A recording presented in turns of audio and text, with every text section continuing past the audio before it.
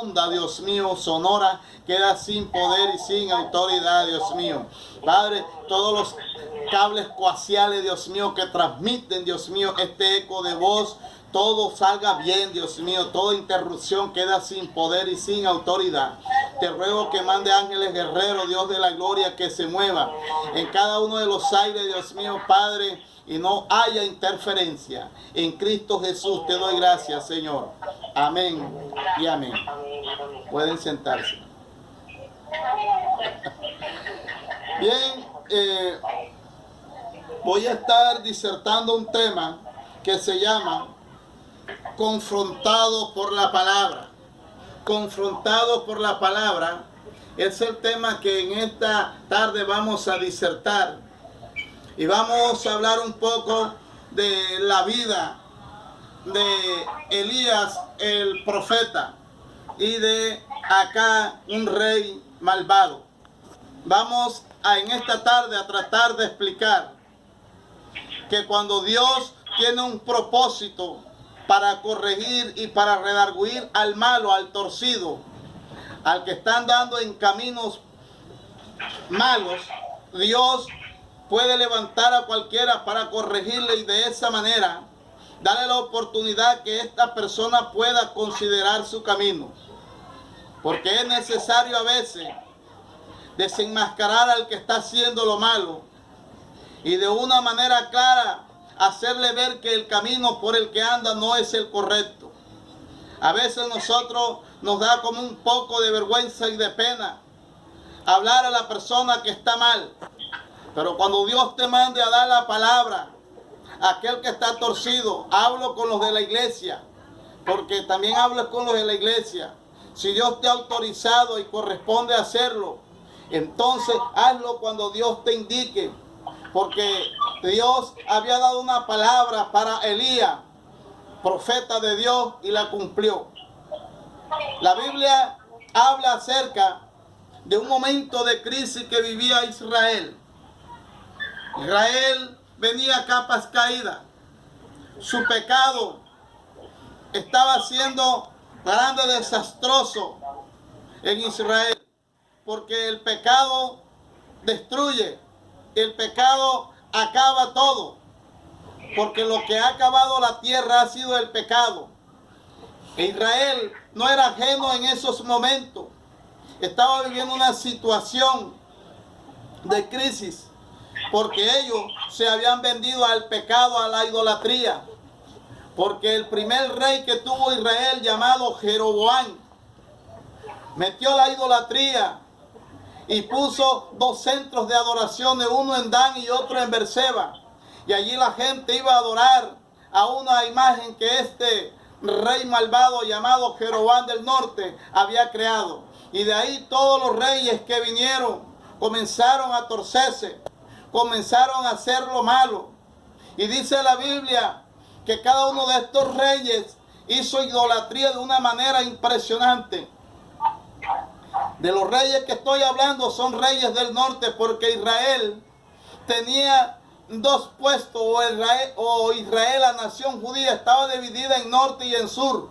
En sur estaban comandando dos tribus, la de Benjamín y la de Judá. Y había un rey, y la capital del sur era Judá, y la capital del norte inicialmente fue Tirsa. Ahí fue donde comenzó Jeroboam, en Tirsa. Luego se convirtió en Samaria cuando Nimrod, papá de Acab, compró unas tierras en Sumer y allí construyó a Samaria. Así que desde ese momento comenzó a ser Samaria la capital del reino del norte.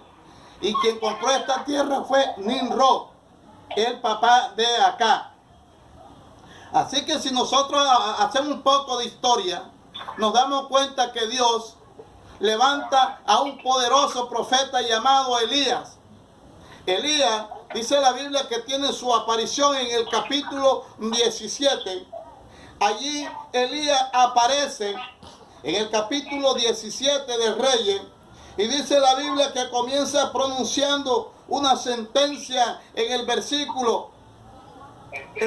En el capítulo habla acerca de una sentencia donde dice: entonces Elías Tisbita, que era de los moradores de Galaad dijo acá: vive Jehová Dios de Israel, en cuya presencia estoy, que no habrá lluvia ni rocío en estos años, sino por palabra, por mi palabra. Elías comenzó con una sentencia de juicio sobre Israel en el norte, porque era tanta la idolatría y el pecado que había maldad demasiado. Acá el sexto rey de Israel, hijo de Nimrod, de Onri, este hombre había hecho pecar a Israel. Pero ahora venía un juicio de Dios porque dejaría de llover, porque la lluvia es una bendición de Dios. Dice la Biblia que Dios dio la orden y Elías oró y la lluvia dejó de caer. Pero antes que Elías pudiera tener un encuentro con Acab, Dios lo preparó. Y dice la Biblia que lo llevó en el versículo 5 del capítulo 17, allí a un sitio que se llamaba Kerit, un arroyo, una parte del desierto, donde estaba ahí al lado de un arroyo llamado Kerit. Y Kerit significa quebrantamiento. Para que Elías el profeta pudiera enfrentar la decadencia y la miseria espiritual y la ruina que había en Israel, necesitaba ser quebrantado. Porque cuando una persona es quebrantada, es donde Dios lo está preparando para la intimación con Dios. Por eso, antes de que una persona tenga intimación con Dios, necesita ser quebrantado. Y necesita tener un encuentro real con su carácter. Necesita tener un encuentro real como lo que es Él en su personalidad. Y el quebrantamiento es lo que me permite a mí descubrir quién soy yo. Porque en el quebrantamiento Dios me prepara para que yo haga lo que Él quiere que me diga. La orden que Él me dé, yo la voy a obedecer. Pero es necesario pasar por el quebrantamiento. Kerit era el sitio donde Dios quebrantaría todos los malos hábitos que Elías tenía, porque Dios necesitaba preparar a un hombre y para eso necesitaba quebrantarlo. Para nadie en el quebrantamiento es sabroso, porque el quebrantamiento necesita tener unos procesos. Cuando hablamos de arveja, hablamos de garbanzo, hablamos de frijol, cuando lo van a cocinar, para quebrantarlo primero tienen que ponerlo a ablandar con agua y luego lo ponen a cocinar. Así que las personas